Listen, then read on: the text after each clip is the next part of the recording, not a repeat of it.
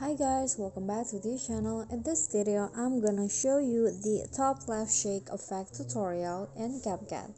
So first, import your clips, then go to animations, click in and choose the swing top left animation.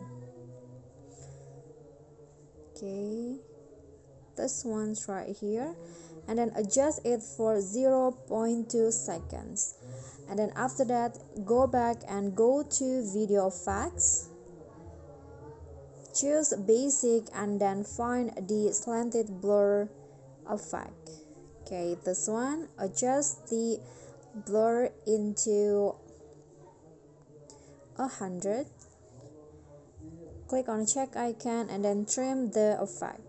Okay, so it'll go like this. Then after that, add the keyframes at the beginning and also the end of the clips. And then at the end of the clip, so the second keyframe, at the second keyframe, lower the opacity into 25. Okay, click on a check icon and then after that go to grabs and select the ease in 1. Then after that, go to video effect again. So now choose the shake effect under the basic. Adjust the speed into 90 and also the intensity into 15. Click on a check icon and then set the effect aligned with the first effect like this. Then add another shake effect.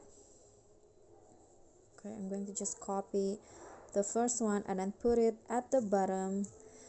But for the second one, adjust it until the end of the clips and adjust the speed into 15 and the intensity 12.